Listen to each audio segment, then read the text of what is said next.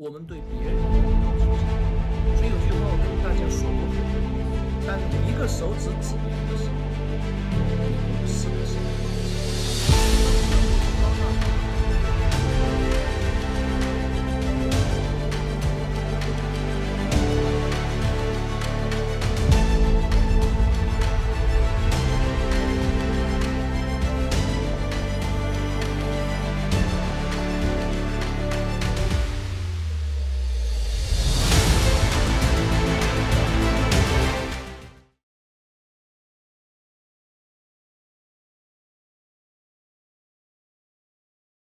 What do Chinese local governments do when they lack money? In March of this year, an online video depicted nearly 20 uniformed personnel standing in front of the Harbin branch of China Post, pulling out a banner measuring approximately 30 meters long. They chanted slogans. China Post isn't paying salaries, owes employees 6 months' worth of wages and cutting employee wages. Additionally, another video showed over 30 tax officials holding up white papers and raising banners to demand their salaries in front of the Zhejiang Taxation Bureau branch office, Jiangsu Province, to protest the agency's failure to pay its employees. 2 banners read Zhejiang Taxation Bureau owes employee wages, and Zhejiang Taxation Bureau Director Zi Hua is unworthy of the position. 3 years of strict pandemic controls in China and a real estate crash have drained local government coffers, leaving authorities across the country struggling with mountains of debt. The problem has gotten so extreme that some cities currently cannot provide basic services, and the default risk is rising. Analysts estimate China's outstanding government debts surpassed 123 trillion yuan, about $18 trillion last year, of which nearly $10 trillion in so-called hidden debt owed by risky local government financing platforms backed by cities or provinces. As the financial pressure has mounted, regional governments have reportedly been slashing wages, cutting transportation services, reducing fuel subsidies in the middle of a harsh winter, and more. Slashing wages for civil servants.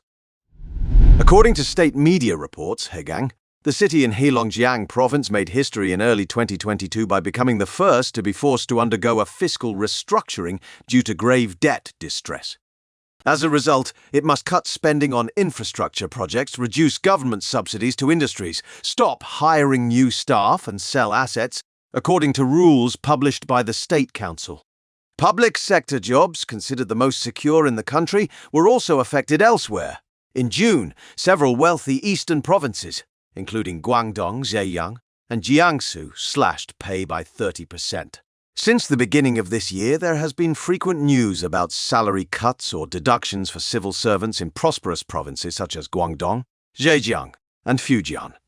According to sources, the Guangdong Provincial Authority recently held a meeting regarding civil servant salaries, explicitly stating those who used to receive $1,600 can now only receive $1,200. Those who used to receive $2,000 can now only receive $1,500. Many provinces and cities nationwide have also reduced civil servant salaries. Among these, Zhejiang has cut wages by 25%, Jiangsu has cut salaries by 15%, and Fujian has cut wages by 20%. Even in Beijing, Shanghai, Guangzhou, and Shenzhen, financial resources from sales of government land use rights have decreased significantly and need to be increased to support government spending. The budget for the next 6 months must be increased for ongoing operations. A large-scale salary arrears situation has unfolded since the beginning of this year. Civil servants in places such as Jiangsu, Tianjin, Guangdong, and other major economic provinces have either been owed salaries or suffered reduced wages due to financial constraints. Recently, Jiangsu Province introduced new measures requiring technical experts to take a 3-year break from their jobs to start businesses, drawing public attention. Request for civil servants to take a 3-year leave to start businesses. A recent announcement by 14 provincial government departments in Jiangsu Province specifies that technical professionals in government agencies will maintain their personnel status for 3 years after taking leave to start businesses. In addition to leaving their jobs to start businesses, technical professionals in government organizations can also engage in business activities through part-time work, temporary employment, and project collaboration. Before this, the State Council and the Ministry of Social Security of the Chinese Communist Party had issued similar documents in 2015 and 2017, encouraging technical and professional staff in government agencies to leave and start their businesses. The government will provide these individuals 3 years of job positions and basic benefits during this period.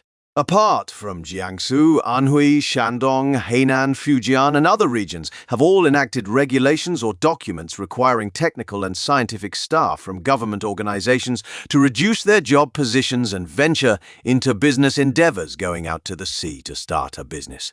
Jiangsu is a leading province in China in promoting entrepreneurship among its employees, bringing to mind a wave of layoffs in the 1990s.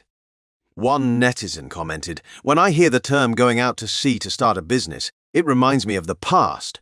Young people may ask their parents if there used to be a term called keeping a job without pay, which is no longer mentioned. This term has returned. Could it be the start of a new wave?" Another person said, "This is a way to lay off employees secretly, and everything will change after they leave." Some netizens sarcastically remarked, in 1992, the government introduced our going out to sea to start a business policy, and in 2023, we're going down the oil pan serving the government's interests. Even if my business venture is successful in 3 years, my old position will belong to someone else. The government job is so good. Who would agree to leave their position to go out to sea to start a business?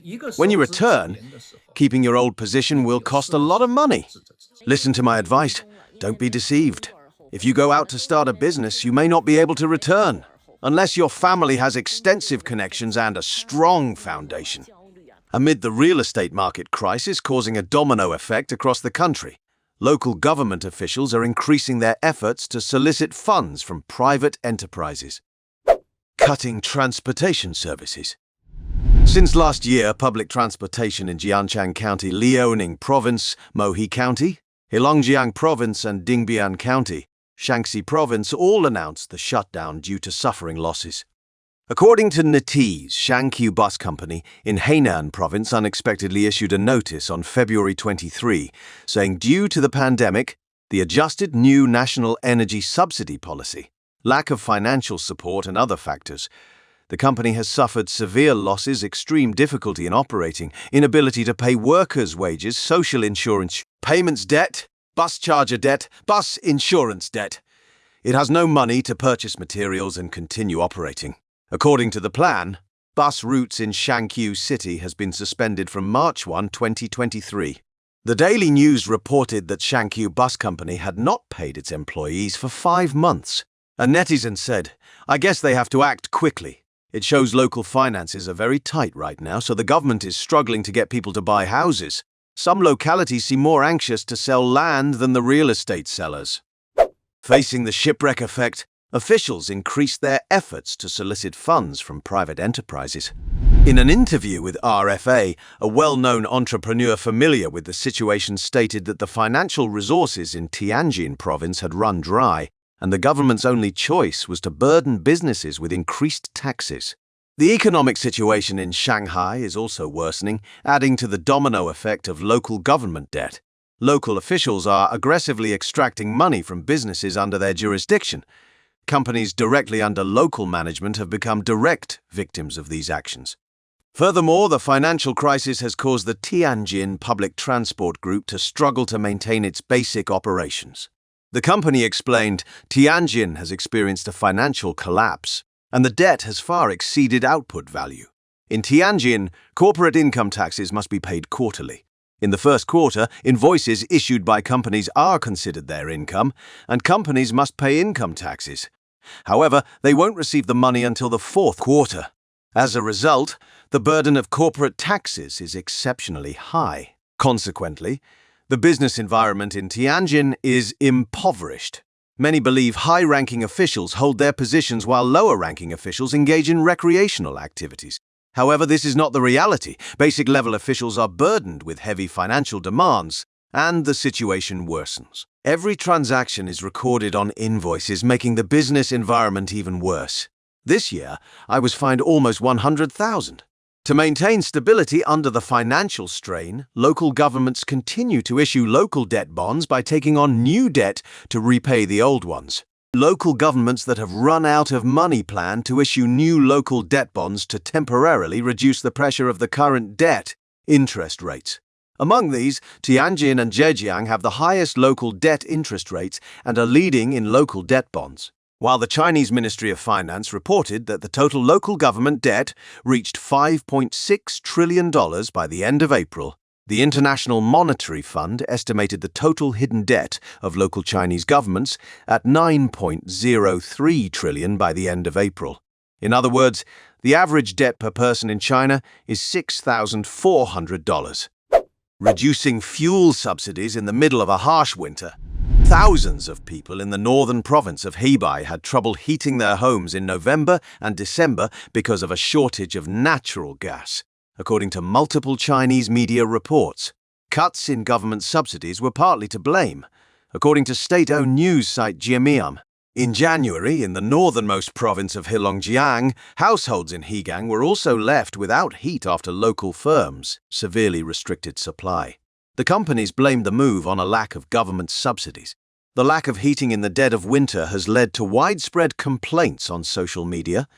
The central government in Beijing responded by ordering cities to provide adequate heating, but without specifying who would pay the bills. Relying on administrative fines to increase revenue, a recent online viral video depicted extensive traffic congestion on the national highway, particularly around bus stations. The long lines took people aback, and some expressed their amazement, saying, "Changchun has already ushered in the Spring Festival. Why are so many people here?" The reasoning behind this endeavor was Changchun's response to the National Day holiday, commencing a fresh phase of traffic management. Changchun authorities sent 200 special police officers, 98 urban police station support personnel, and the traffic management support force from the local government of districts, counties, and the Industrial Development Management Board industrial zones to significant roadways and critical traffic intersections in the city. They aim to support coordinated traffic management, prevent traffic violations, and enhance strict traffic control. Residents say that, in reality, this is a form of covert fines. Traffic police officers issue fines day and night. If you park in a location without parking lines, you'll receive a $27 penalty. Some traffic police officers affix infringement notices on cars at 9 or 10 p.m., upsetting people. People criticize them for issuing fines, even at midnight, which might be the first time such a scene has occurred. However, some believe that traffic police officers in other places secretly attach tickets at 4 a.m. Traffic police, to fool people into committing additional violations, have devised an innovation. They paint arrows indicating where to park, and you will be fined if you transgress. However, people soon woke up and parked their vehicles in the designated spaces obediently.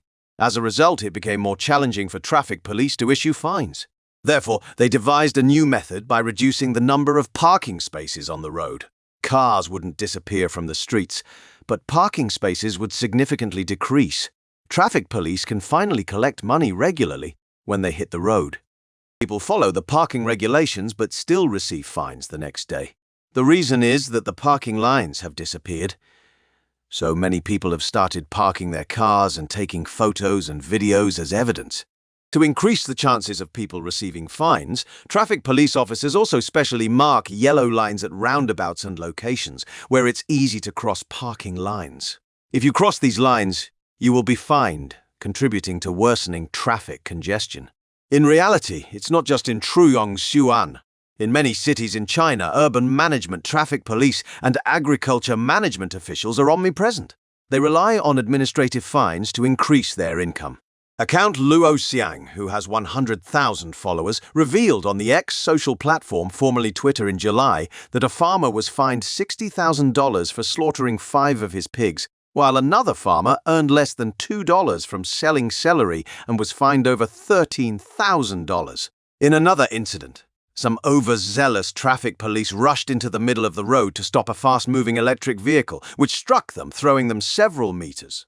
On the evening of July 3, a traffic police officer stopped traffic on Jiang'an Bridge in Xiamen, Fujian province, causing a severe traffic accident. The traffic policeman was seriously injured when crushed by a car.